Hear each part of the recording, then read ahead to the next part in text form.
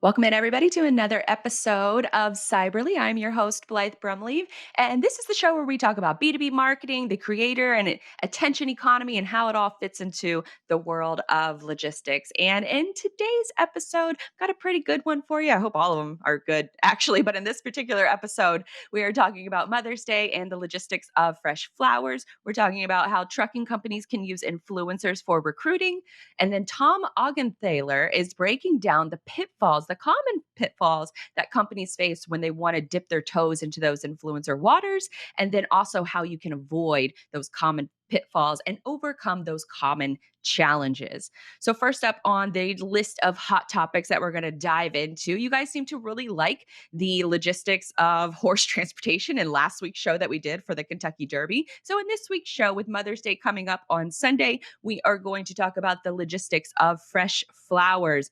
And I know that especially after last year, my own mother had to throw together last minute holiday preparations because of last minute cancellations for Thanksgiving, for Christmas. So this Mother's Day, considering that we weren't able to really celebrate it like we wanted to last year, this Mother's Day feels A, like we need to go the extra mile in order to celebrate mom. And then B, we need to get on the ball about getting those gifts in because feels so early. And the reason that it feels so early for Mother's Day to be occurring is because May 1st happened on a Saturday, and Mother's Day usually happens on the second Saturday of each month. And so because of celebrating the greatest logistician of all time, which is our moms, she's responsible for setting up the inventory management for our homes, transporting kids to and from work, going to work herself. She really goes above and beyond. So in this show, we're going to honor mom. We're going to pay some respects to her. And a lot of people are actually doing that this year because of some new numbers that are coming out from the National Retail Federation on how consumers are planning on celebrating Mother's Day. And last year, like I said, everybody was pretty locked down. So there wasn't a whole lot of celebrating going on, especially the traditional methods of going out to eat at a restaurant. That really didn't happen last year unless you were one of the few places that were actually still open, or maybe you got some to-go orders from different restaurants. But for this year, a considerable amount of consumers are going to be spending a lot more money than they did last year. So if you celebrated remotely or virtually for Mother's Day last year, now's your chance to make up for it. It's probably a little bit too late to order that Amazon shipment because e-commerce delays are happening everywhere. But this is how consumers are actually going to be spending their money. 83% of folks expect to celebrate Mother's Day this year, according to the National Retail Federation. And of those people that are celebrating, they're spending an average of $220. But what types of products are consumers buying? Now, obviously, a lot of that money is going towards food. It's going towards going out to dinner, maybe even some brunches. That it seems to be very popular within the restaurant industry for this year. Greeting cards were also big on the list as far as where people are spending their money. But those, if you notice this number, it's actually starting to slowly decline. But flowers are making a big comeback from their first ever dip in 2020. And it started making me question a little bit of like, why did flowers dip last year? And of course, related to everything else in the world, whenever COVID hit, supply chain issues affected everything. And that includes flowers, which has such a short lifespan from the time that they are picked. And so I ran across this article from Langham Logistics, and it says about 90% of all fresh flowers come from Latin America. And the minute a flower is picked, it begins to decompose. So this starts a race against the clock. So flowers are immediately cut, bundled, and processed early in the morning. All fresh flowers are cut first thing in the morning. And then the trucks, they're placed on trucks where they chill the flowers to about 35 degrees. And so then they enter a state of dormancy. And so it prevents them from blooming, from wilting, and requiring too much water. Then the trucks take the flowers to a cold storage facility near the airport where they are palletized and stacked. And within 90 minutes, the flowers get loaded onto a chilled airplane, and each plane holds about 50 ton of flowers worth around $1 million, and the flowers hit the skies on the same day that they are picked. And so growers then package the flowers differently depending on the type of flower that they are. Most are put into sort of, I guess, a normal horizontal box, but then other ones are put into what's called a percona. And that almost looks like it's basically like a big bin of water. And the flowers are placed standing vertical in that bin. And then there's a box, a cardboard box that actually surrounds the flower themselves. So I thought that that was interesting that there's two different methods of how to ship flowers. I would imagine that the more expensive flowers get put in the percona versus the latter or versus the former, where some of those other flowers that maybe they're not as expensive, or maybe it's not like, the 3 dozen red roses that are maybe not going to be put into a horizontal package. They're going to be put in more of that expensive mode of transportation because water is heavier. So obviously the percona is going to make those transportation costs a little bit higher. Now, then the flowers, they're coming from Latin America. They're put on a plane bound for Miami, one of the hottest cities in the world. And UPS says that once they land, it only takes about 45 minutes to put them back into a temperature controlled environment. I believe we have an infographic that UPS created in order to show the journey of the journey of the flower from the time that it's picked in order to the time that it arrives on trucks and then transported over to Miami. So then they go through customs, they're shipped off to a large flower companies and wholesalers, where then the local shops will then start arranging them and handling that last mile delivery.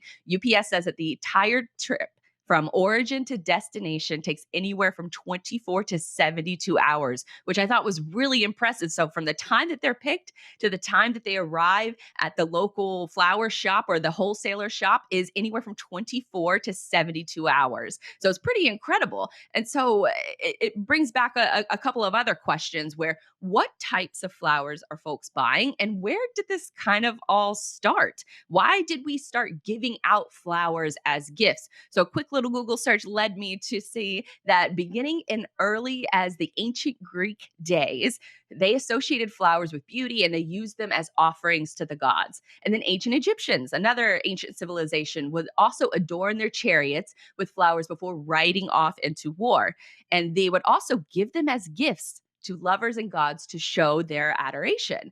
And then during the Victorian era, so during like the ancient Greeks and the ancient Egyptian times, giving flowers was more of a royal thing. It wasn't until the Victorian era that when it was sort of the common people that weren't allowed to show much emotion, they weren't allowed to communicate that often. So flowers became a way for them to communicate with other people. And so it was a way for individuals specifically in order to communicate with others. And so thus, the individual flower boom business started blooming.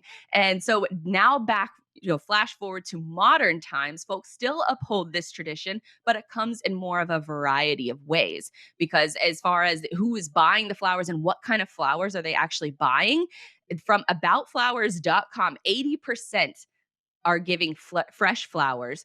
40% are outdoor bedding and garden plants. 37% are flowering houseplants, and 23% are green houseplants. That's typically how people buy for Mother's Day and how they give out those flowers as a gift. Flowers are also scientifically proven to provide a moment of calm. And so research from University of North Florida right here in Jacksonville, Florida, where I'm based, the Department of Public Health shows that living with flowers significantly reduces our stress. So it's good news considering that 68% of people report experiencing stress weekly and 32% feel it daily.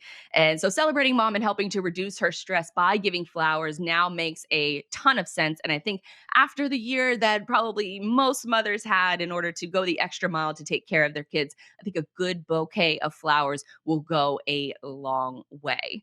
Now, speaking of stress, there seems to be a lot of it, especially in the driver recruiting world. And I'm not sure that flowers will actually solve this problem, but this came from the email, from What the Truck's email earlier in this week about truck driver recruiting and how big of an issue it is. And it has been an issue for a while. It's something that's not going away, but we got some actual numbers in that was included in the What the Truck email.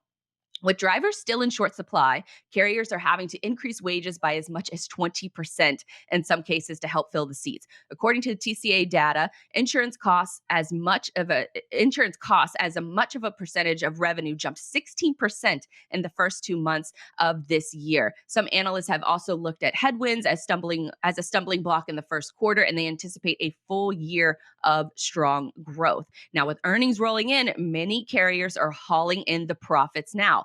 Covenant declared that they had the strongest first quarter in its history. However, if sustained elevations in both pay and insurance premiums don't keep pace with rates, decisions made now could come back to haunt carriers later on in the year. So, knowing that context, let's go ahead and just put a pin in that, because I'm going to read off a couple different stats as far as marketing budgets are concerned. Because more than 260 digital marketing professionals were asked about how they plan to adjust their advertising budgets for the rest of this year. They were surveyed by Nielsen, and it indicates that most digital marketers plan to spend more on advertising this year than any other channels, and on those channels that are going to be benefiting the most. So how are those ad budgets evolving? What channels are they making those determinations for? They're increasing the spending on social media ads first, then search ads, then video, and then email. And so while you're looking at this graphic, you can see on the left-hand side, the things that are dominating: that social media, that's search, that's video, that's email. And then where the spending is going to be decreased on the right-hand side of the graph, you can notice that print, radio, cinema will all have the biggest drops in spending. And so with marketers that are more comfortable with measuring ROI, they're going with email subscribers. And so if you're measuring the ROI of your marketing efforts, these marketers feel the most confident that they can measure the ROI with social media and with email and also with video. And so knowing all of that, I think there's some synergy that we can get to between how companies can adjust their budgets and then get drivers to encourage newsletter signups. Because if you take a step back and you think about where recruiters and even recruiting firms and other carriers are going to be spending their money, if these marketers within these companies or within other companies are very confident that they can detect ROI or even track ROI through these other mediums, through video, through email, and through social media, it kind of begs the question of, if we're facing all of these issues, then why aren't these companies going out and seeking these drivers in order to work with these drivers as influencers, as brand ambassadors? Now, I'm a big fan of TikTok, and I randomly scroll it, usually once or twice a day. I will go through my feed and find different engaging content. And I like to see how marketers or how companies are out there marketing their products and how they're doing it in a clever way. Or are they marketing themselves versus a product? It's really interesting to watch the shift in consumer attention and how we're spending our time online, and then thus how these creators are creating their messaging behind a lot of the goals that they're trying to get around. And one of those personalities that I came across was a guy by the name of Trucker Wazir. And he made a recruiting video, and it was a really good one. Let's play it for you guys. There are over 1 million trucking companies in the United States. Can you guess which one I drive for? We are here at the headquarters of Stevens Transport in Dallas, Texas, where I learned the ancient art of truck driving. Stevens Transport has the industry-leading CDL training program. It only lasts 3 weeks and has a guaranteed hiring at the end of the school. At this very school is where I learned everything from backing and maneuvering to parallel parking to how to do a pre-trip. I'm sorry, it's just so nostalgic. I haven't been here since I was a wee lad. When I came to Stevens Transport, I didn't know one thing about truck driving. But by taking their training program, I went from absolute novice to being able to do my job effectively on a daily basis. Now, that is such a great example. And I thought for sure watching it, I'm like, he's absolutely getting paid for this video. And I checked the comments. He is not getting paid for this video. He just made it on his own. And it was a great video. This is doing numbers on his account. Let's go ahead and check out another one talking about getting through truck driving school. This is 3 ways to get through driving school easy. Number 1, study in groups. You can fill in the gaps that they have, and they can fill in the gaps that you have. And in the end, you'll make some new friends in a new industry. Number 2, use apps. I passed all my written tests the first time and did not have to go back to the DPS because I studied the apps. They have flashcards, video content, and all kinds of stuff that will help you pass the test easy. Number 3, get out out of your head. I had to take the driving portion of my CDL test twice because I failed the parking because I got nervous and left my tire out. I came back and passed it on the second time, but I would have saved a lot of time if I would have stopped, breathed, and used what I learned in driving school. You can do this. Now, this gentleman has posted around 20 videos. He's amassed close to 300,000 followers, and his content, just about 20 videos or so, has 3.3 million likes on it. And so, for me, this is a golden opportunity for recruiting firms to use content like this, and it's mind boggling why they aren't. And so, if I'm in charge of recruiting at a big carrier, I am taking notes of that video that I just saw. And then I'm going to use that as an example to shoot out an email to all of my drivers and ask them if they'd be interested in starting up an influencer recruiting fund and how that fund would look like. What would the not the ramifications, but what would that program look like from a detail level? Would you expect your drivers to create content every week? Would you almost make it a competition between them on who can get the most engagement, who can create, the best videos? All of these videos that probably took him an hour and a half to shoot. He probably did it on his downtime, and then it took him a little while to stitch it together and add in the different sound effects. I'm actually going to be working on getting him on a future show so he can break down exactly how he does it, because that numbers don't lie. 300,000 followers and 3.3 million likes, and he's made around 20 videos. That to me is incredible. And so I'm using that as a blueprint in my recruiting materials, and I would offer bonuses per best performing content if I'm a recruiter. And I would also seek out that any content that's already performing well, instead of paying 5 grand for a print ad that you're not sure if anybody is going to ever see, then why don't throw that 5 grand towards your drivers in order for them to make great content? And then you can use that content across all of your social media, your email, your website, and then it also increases your word of mouth marketing. It's such a better use of money that you can see you can go into the comments of both of those videos right now, and you could see potential drivers who are now interested in becoming a truck driver, who are looking for a new career, and they saw his video and liked his video. And that's that kind of introductory educational content that I think not enough companies are taking advantage of, especially not in the trucking space. So if recruiting is an issue and marketers plan on spending more in the email and video realms, and they think that they can, and they strongly believe that they can measure ROI from social media and from video and from email, then combine those tactics together in order to reach your common goal of recruiting more drivers using content examples like this. All of those different, that's one of the better examples that I've seen as far as trucking related content over on TikTok, but it's a really good example. And the engagement on that is better than the overwhelming majority of companies that are putting out, we need drivers, we pay, such and such cents per mile. That stuff just kind of just falls beyond the wayside, and that they're not necessarily sure that it almost blends together and looks the same as everybody else. And so to me, it's just a win-win situation where you're giving your drivers access to more bonuses outside of just the traditional pay that they normally get. And it increases your word of mouth marketing, and it puts the onus on the recruiting team to seal the deal. And I think that this is a program that you can rinse and repeat for the future, because this is where a lot of companies should be spending their time and energy, and they're not. And so that means when they're not spending their time and energy, and the numbers on videos like that prove that there is advantages out there, that you need to be thinking outside of the box to solve a very, very complex problem. And this is probably a really good chance to segue into our interview with Tom Augenthaler, he's from the Influence Marketer. And Tom, I'm hoping you can shed some light on this for us, because why don't you think more companies are taking social media influencer marketing seriously after I just got done ranting about it?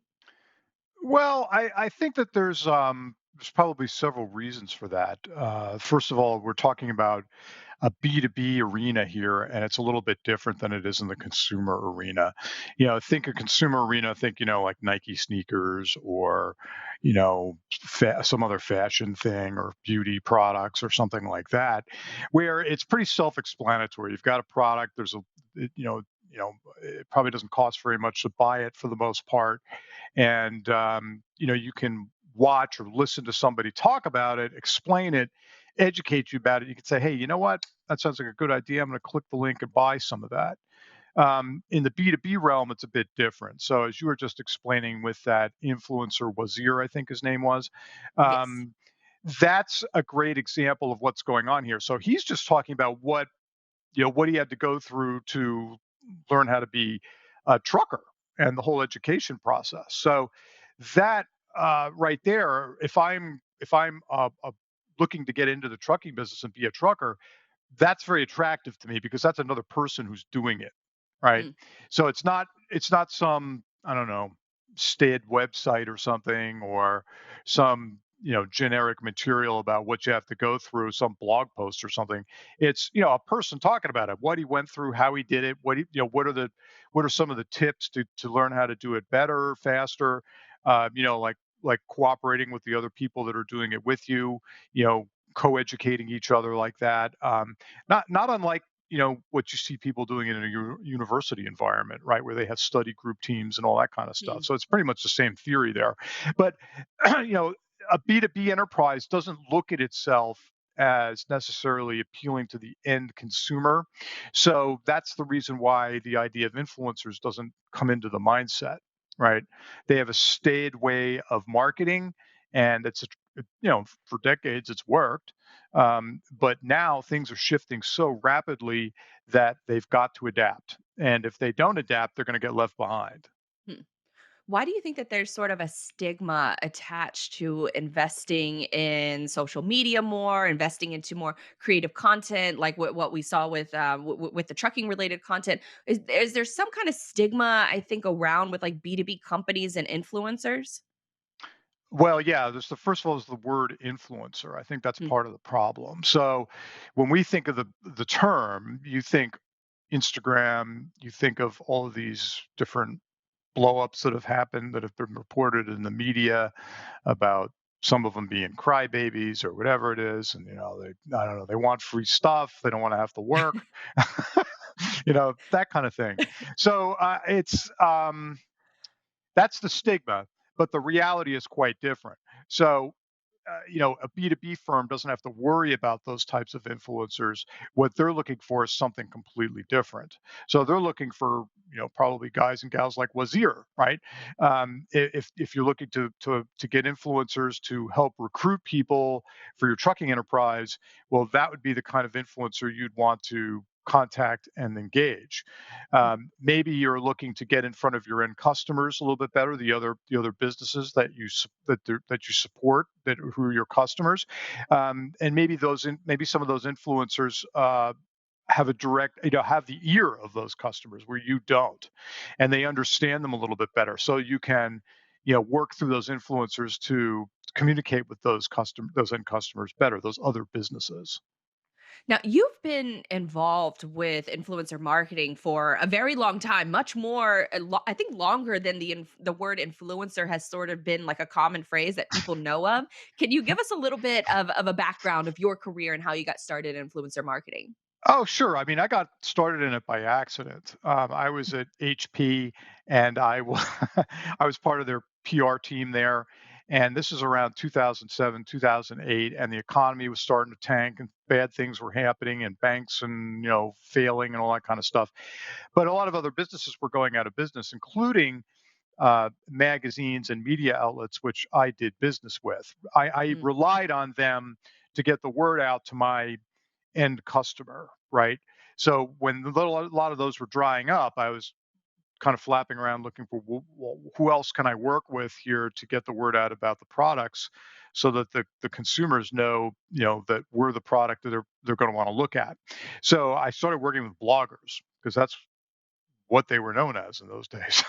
This is before a lot of the social media platforms really gained steam and things I like was a that. blogger. Yeah, yeah. So you know what I'm talking about. Exactly. And what I found was that the bloggers had a great connection with the consumers that I wanted to reach on behalf of HP. So it was a natural fit. They produced content that resonated really well. It was very engaging. It was well thought out and created, and they were in constant contact with that audience, where I wasn't, even though I was with HP and we were a part of the PR team. really what a PR team does is interface with the media. So it's you're thinking about magazines and online outlets and newspapers and TV, things like that, where we were really engaged with them. We weren't so engaged with the end consumer. And as a result of working with the bloggers, I became much more engaged with those end consumers. Then I could question those consumers and ask them things about what they were looking for, what they wanted to see in products, what they expected out of the brand, or any brand for that matter. And I got a lot of great intelligence, and I brought that back inside to the organization and shared it. And they were like, "Wow, this is great material. It's better than the focus groups we're hiring to find this out from." Because a lot of focus group material is really just you can just throw it out because it really isn't that helpful.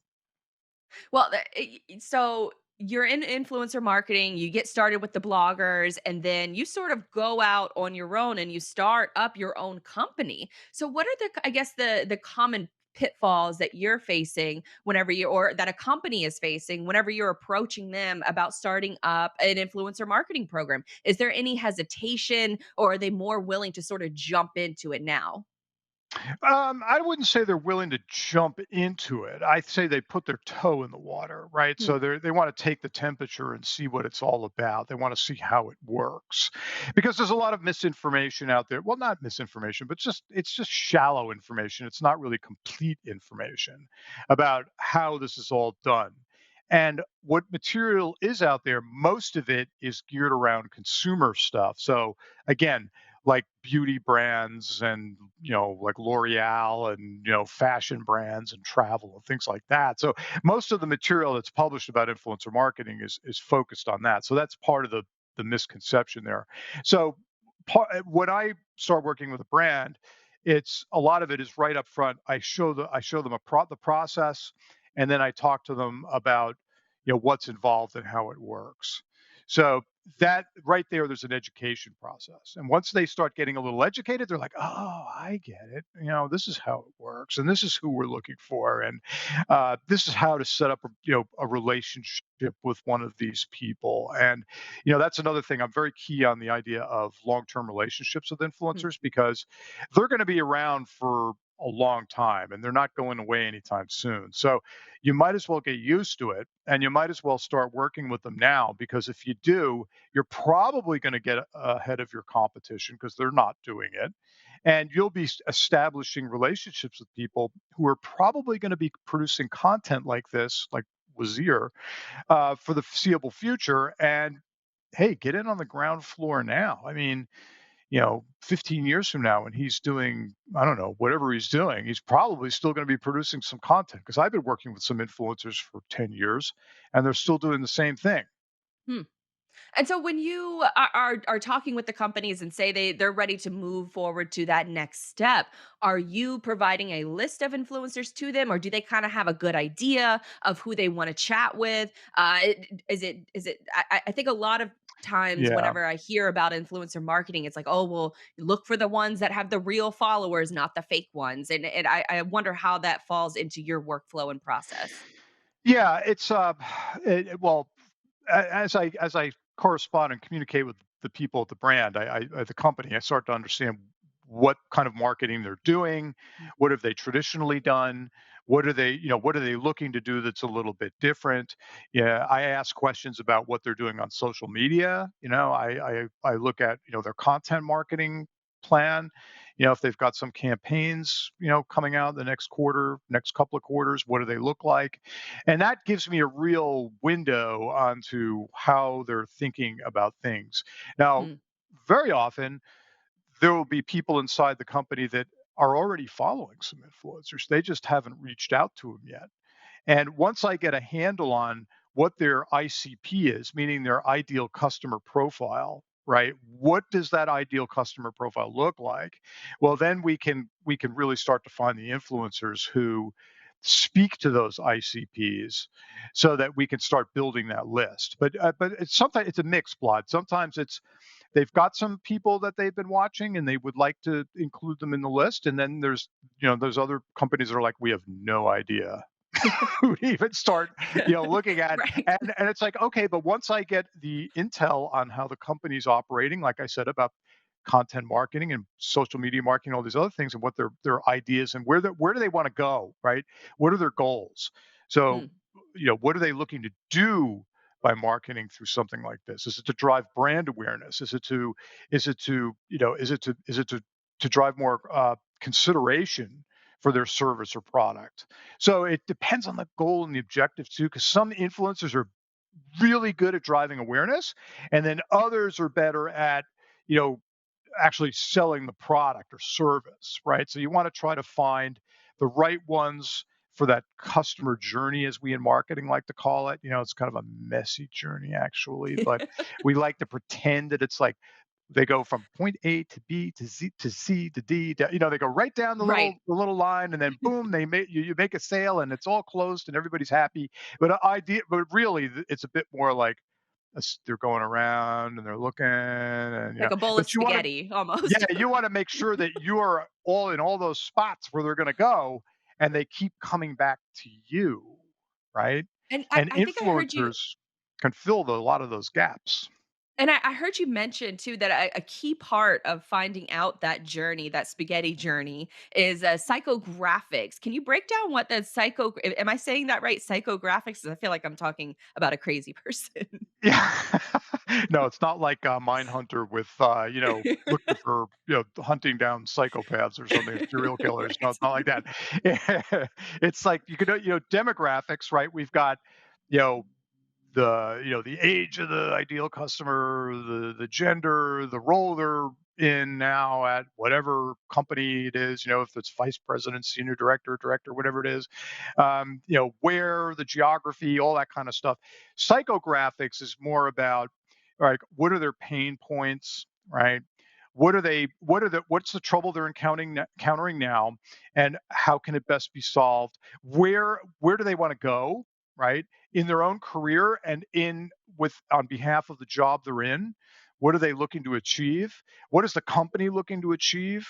Right. So if you could start to picture some of this and start to figure out how these people are thinking and how they're operating, then you could figure out where they're going for their information, Mm. right? So And then, who they're yeah. following, right? Now, who they're following, that's a big deal. So, I think a lot of aspiring truckers might be looking at Wazir and saying, "Hey, you know, this is a guy who's, he's laying it out there. He's telling it like it is. Man, this is what I want, right? This is like, for a few, watching a few of his videos, I've learned more in 10 minutes than I would reading all these blog posts and stuff for 2 weeks, right? So it's a person. So he's very personable, and he's kind of funny, and it's like, so it's going to resonate with you a lot better as a watcher, as a viewer, right? So that's one of the other benefits of influencers is they have a way of telling stories, Mm. and they tell stories in a way that resonates with other people, because that's how we remember things. We remember things in terms of stories. I mean, to this day, people are still talking about the Iliad and the Odyssey, which are really just elaborate stories in college, right? And that's why a lot of books stick around for as long as they do. Like The Great Gatsby, for God's sake, was written in the 1920s, right? But I mean, people are still talking about it because it's a great story, right? So if you could get people like influencers to tell the story about your brand or whatever product or service it is that you have, that's going to resonate a lot more with the end customers you're trying to reach.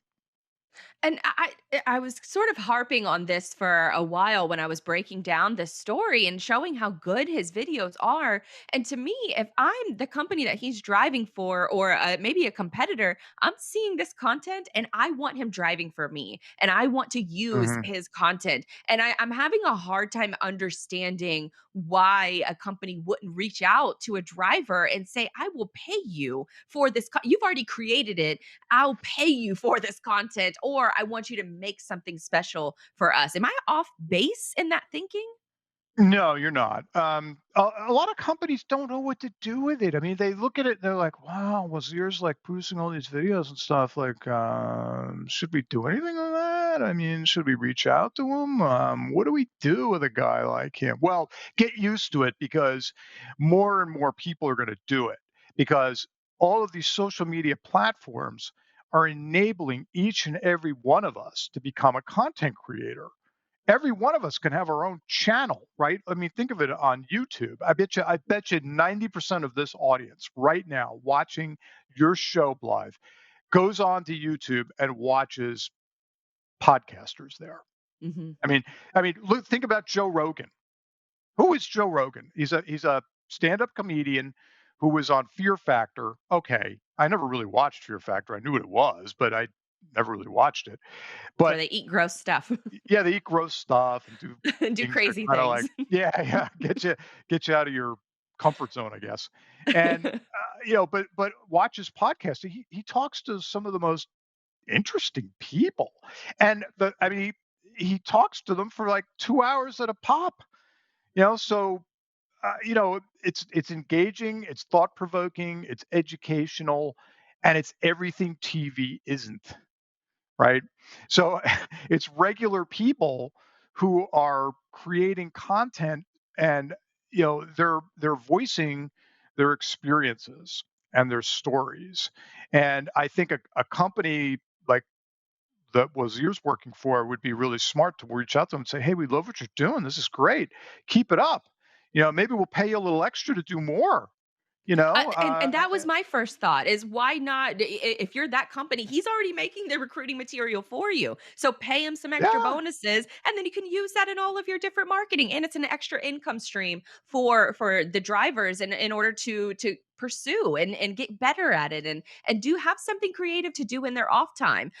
So I but there's also the flip side of it where should companies as especially trucking companies whenever they're reaching out to drivers, what are some of the pros and cons, I guess, of user generated content? Should it sort of be just let them create and you'll pick out what you like the best, or should there be some kind of parameters? What are those some of those pros and cons? Yeah, you're always going to want to work within some parameters. And I think creativity works better when you're giving somebody some parameters, because it forces them to think about it a little differently and probably a little bit more, for lack of a better word, creatively, right? So Mhm. they're going to the parameters you're going to want to put are probably going to be pretty wide guardrails, but at the same time, some of the things like don't trash competitors. You're not going to want to talk about internal things of the company that you might know about that are going on. Don't talk about personal changes in the company. If some executive left or something like that, just it's not important anyway from the point of view of your viewers. Just stay away from that kind of stuff and stick to what it is that you're doing with the company and how you're doing it, right? Because honestly, a guy like Wazir working for that trucking company, he's a good window into how that company thinks and how what its values are. And that's very important to younger people today who are Mm, looking to get hired, right? They're not just they don't want to just get hired by any company. They really a lot of them want to find a company that sort of matches their values to a degree and thinks the way they think. So it's not really so much about just signing on and getting paid and blah blah blah blah blah. No, I'm just another cog in the machine. It's like, mm. well, I want to be able to contribute something more to the world, and Wazir's doing it through his content. And look at he's doing a great service. At the same time, you want to make sure they don't go off the reservation, so to speak, right? I mean, for lack of a better Right. term, okay. So you want to make sure that they don't just wander off into the wilderness and start talking about things that are unrelated to trucking, right? And you And that want to was make actually going to be my next question was should companies have a social media policy when it comes to their drivers, or should it only apply to the content that they're creating? anybody they employ should be Mm. following some guidelines. I think that's reasonable.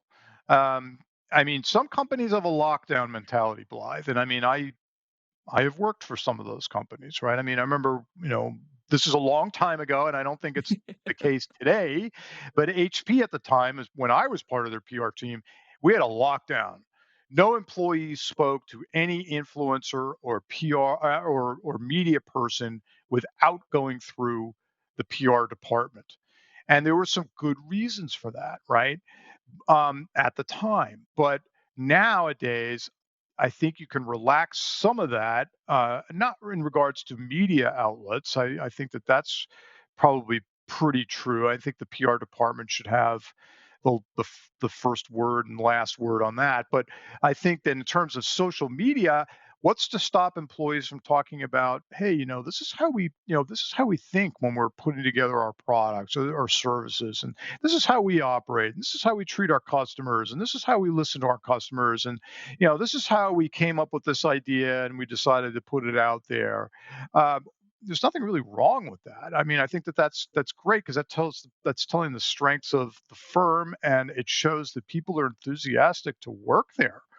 When I was still at HP, some of the first company people that started doing this were people like Robert Scoble. And Robert worked for Microsoft, and Robert started a blog, and that's how he began doing what he's doing today. Now he's doing stuff with virtual reality and artificial intelligence, I think. But Robert started when he was with Microsoft, and he had a simple blog, and really we would just talk about, hey, this is what we're doing at Microsoft. And Hmm. this is how we think about things, and this is how we approach product development. This is how we market it, and this is why, right? And people found that interesting because it's like, it's not stuff you're going to find in a press release. Right. And would you say that that's a good example of how, because I know that we've talked a lot about driver recruiting in this show, but logistics obviously touches a lot of different points in different careers and different aspects. What are some other applications of how influencers can be utilized within other sectors of the logistics industry? Well, I mean, yeah. All right. So you've got their connection with your ICP, your ideal customer, is one thing, right? So right there, if you're working with influencers intelligently, you're going to be asking them a lot of questions. So it's like, what are you hearing out there in the marketplace? Mm, You can get market intelligence from them. They're part of very often they're part of other groups of influencers who chat a lot together. So, they'll be hearing things about different brands. They'll be hearing things about the industry in general. They'll be hearing about technological improvements that are being implemented somewhere, in the industry. They're going to be, hearing about, all sorts of things like that. So, I mean, that's one of the things to really leverage influencers for. It's not just putting out content. I think brands get caught up in this. This is a big stumbling block for them. They think, well, here's another outlet. Let's just push some content out through these influencers. Well, that's not the way to think of it. Instead, think of it as an opportunity to co-create content together. mm, So bring them into the fold a bit. Let them understand how your company operates, right? And that means giving them some exposure to the management of the company, right? Let them get to know you a little bit, right? Let them get to know how the company thinks and operates. Now, I mean, a brand that does this really well, I'm going to go back to the consumer arena for this, but they do this really well, is L'Oreal. L'Oreal has a small group of influencers that are very, I guess, they're kind of the cream of the crop as far as L'Oreal is concerned. And they invite these influencers in to come visit the company headquarters, meet with the executives, check out the labs, see how the products are, you know, developed, things like that. Sit down with the executives, get to know them, do a little whining and dining with them, and then what they do is they take that all that messaging out and they talk about L'Oreal in very positive terms because of that. Now, what that does is it resonates throughout the influencer sphere, if you want to call it, or influencer. I used to call it the blogosphere. We'd have to call it something else these days. But it would, they would, all that messaging matriculates out because a lot of up and coming influencers will follow those people, right? So they want to emulate them, right? So and so became an insider with L'Oreal. How do I become an influencer like that, right? How do I build my own brand like that? So they're going to follow those influencers. So the point is that you have influencers in the logistics industry that are doing similar things. The idea is to get to know them, bring them in, befriend them, make relationships with them. You could co-create content with them. You can also get market intelligence from them. You can find intelligence out about how your customers are thinking, what they're feeling. what they're worried about, what they're excited about, all those psychographics we talked about before. You can get a lot of that through some of the influencers you're working with, and you can even do more than that. I mean, you can invite the influencers in at some point to actually host some of your events, right? You can ask them to MC some of your events. You can, because what that does is it makes the content, even for your internal communications, a lot more interesting, And right? fun. And fun, right? I mean, it's more engaging, and it's actually the employees can actually learn something because, let's face it, a lot of I there was one executive when I was at HP. I will not name names. This guy walked onto a stage. He sucked the air right out of the room. It's like everybody in the room is just like. They're like all their eyes would glaze over and everybody would just be sort of droning off into like, dreamland or something. And they wouldn't even be listening.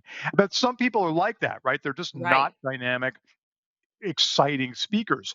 Well, a lot of the influencers are because they're so used to creating content and being in front of people that they're really engaging, right? That's why they develop followings. I mean, Wazir is, just his what you were talking about in terms of what he's built on TikTok is fabulous, and that shows that he's really engaging. And just watching the clips that you showed here on the show, I was like, boy, that guy's really entertaining. I would watch him just to learn more about what it's like to be a trucker, right? Right, just from the educational standpoint, and I think that that sort of speaks to the larger role of, so many people learned the importance of supply chain and logistics last year when all of their goods that they're ordering are affected, and I couldn't help but think about previous instances where I've been invited to do warehouse tours, and I've been inside of a trucking office and been able to see how the sausage is made. And I think your L'Oreal Hmm. example is a really great example that other companies can take from that. That when you're technically safely allowed to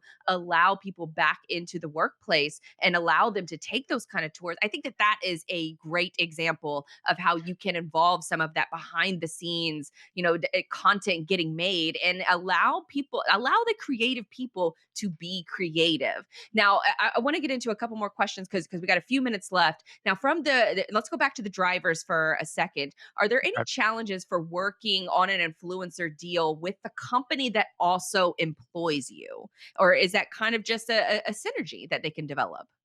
I think it's a synergy they could develop.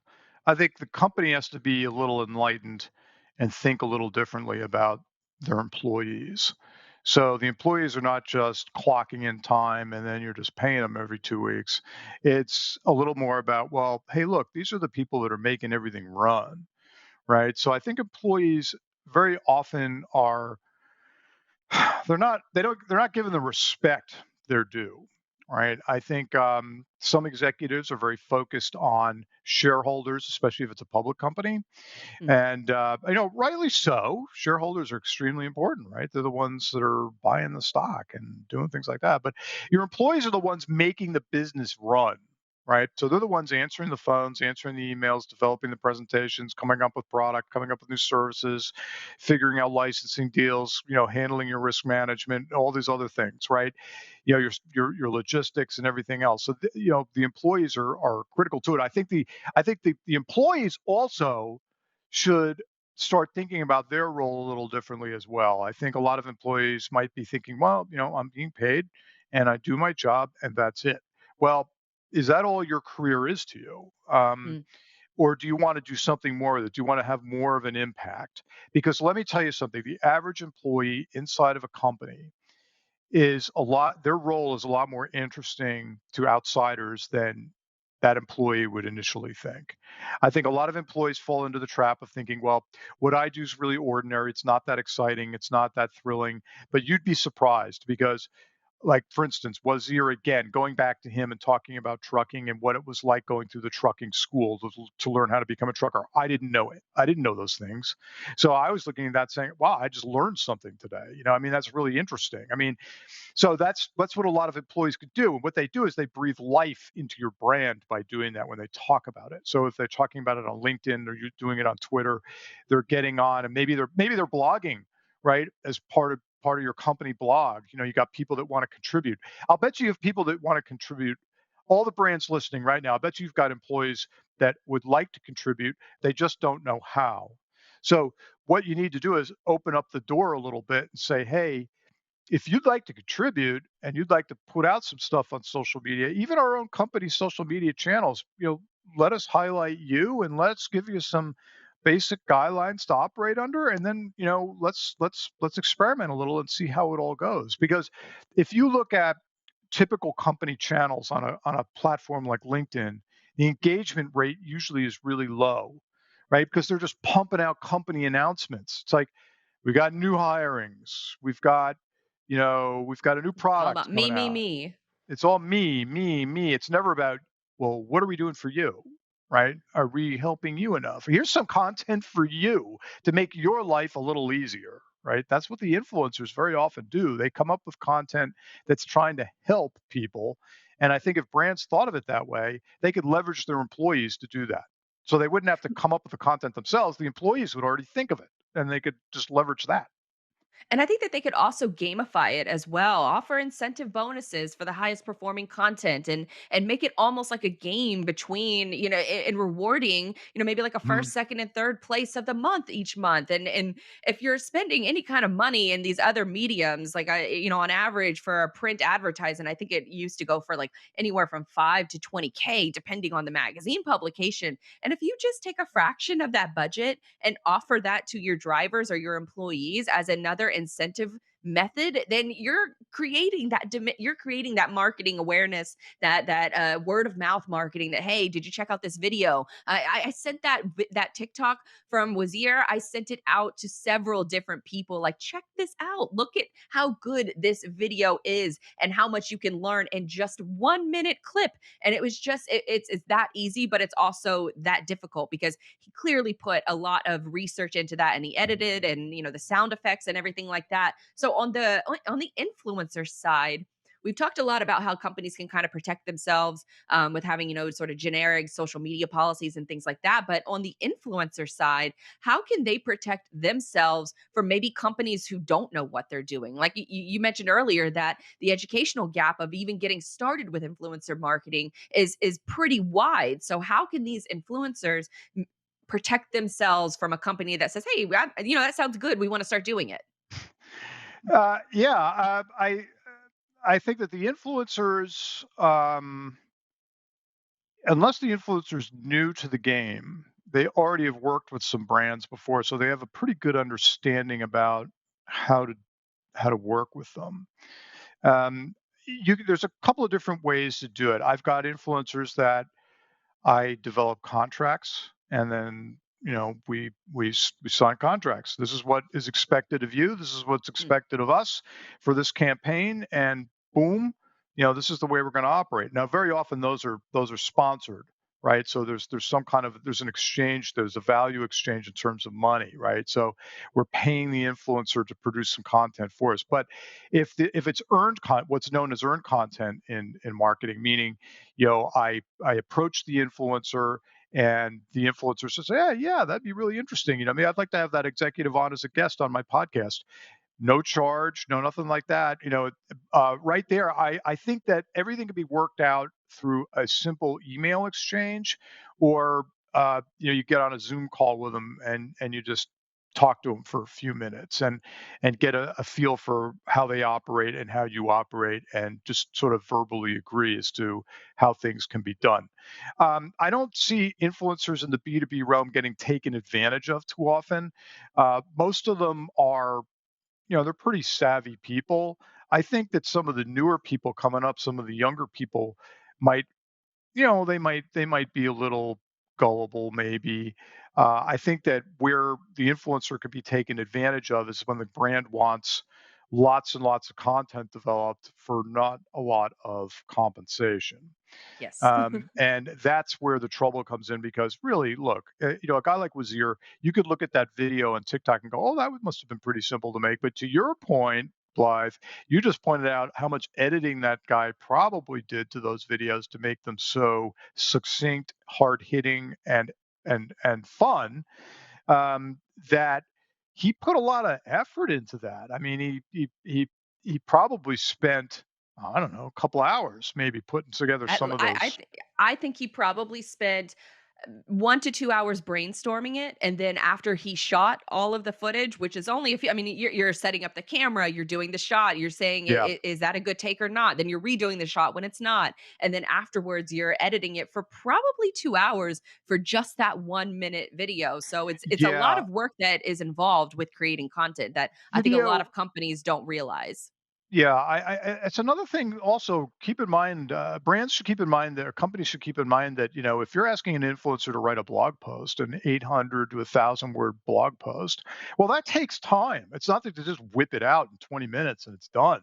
I mean, it's writing is sort of an agonizing process and could take several hours just to develop that. So, the same with and video can be even more intensive depending upon the video, the length of the video, and are you going to include captions in it, right? I mean, well, all of these things, and how are you going to brand the framing of the video? So, I mean, all of Right. that requires special software to do, and it requires a certain level of expertise if you want it to look quasi professional.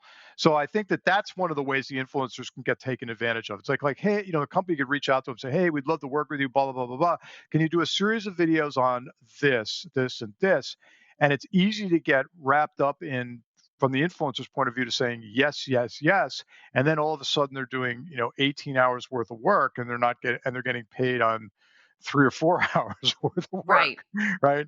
So I think the influencer needs to think pretty carefully about how much time it's going to take, their workflow, and what it takes to produce that kind of content. Be honest with yourselves about how much time it takes. I'm not saying pad it, but I'm just be honest about it, right? So, and put it Um, in writing. I think that that's all, and put it really in great writing, insight.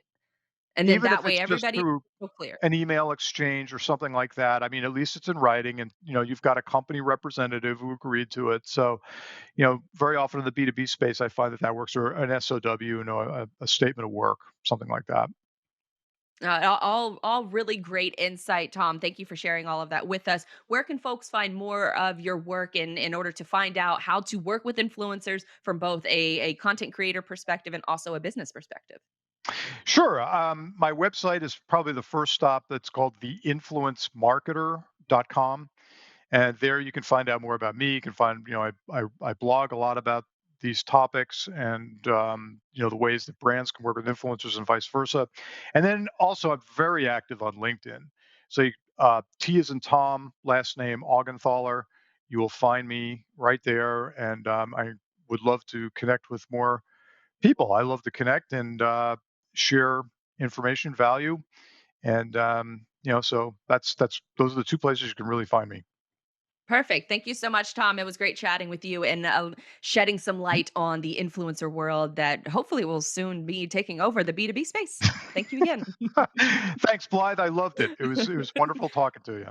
Likewise, Tom. Thank you very much. A lot of great insight from that interview with Tom. I think influencer marketing, as Tom was saying, it kind of has a bad, I guess, connotation to it. But it's really, influencer marketing has always existed. It's one of those things where you used to hire a celebrity in order to promote a product, but now you can hire people that are more in your niche. And if you can find those people within your niche, it's going to go a lot further for you. Even if your niche is a new truck driver who doesn't know a thing about truck driving and all of a sudden stumbles upon some content that tells you how to get through schooling and what a reefer truck is and how to, fill out your logs and all that good stuff. That's all information that's going to be taught to a potential driver anyways. And you have truck drivers out there that are already creating this content. So this is a really great example of how you can apply this not only in freight, but in other aspects of your company, warehouse, software, even coming to tour a facility. This is all great insight that you can start to maybe, get the wheels turning a little bit, for lack of a better phrase, in order to get those creative juices going and how you can take some of that marketing budget that you already have and put it towards these areas where you're going to get more bang for your buck. Plenty of drivers out on YouTube and other social media platforms have thousands and thousands of followers, and other creators out here just pray that they can get to the numbers that these drivers are already at. So they're looking for more pay, they're looking for more benefits and more, sort of an upward trajectory of their career. So why not be that platform that gives it to them? And so that was my little bit of a rant for today. I hope you guys enjoyed this episode. Once again, my name is Blythe Bermerleave. You can find all of my work over at digitaldispatch.io, along with my social media channels. Be sure to give me a follow, and we will be right back here next week with a fresh new show. Thank you so much.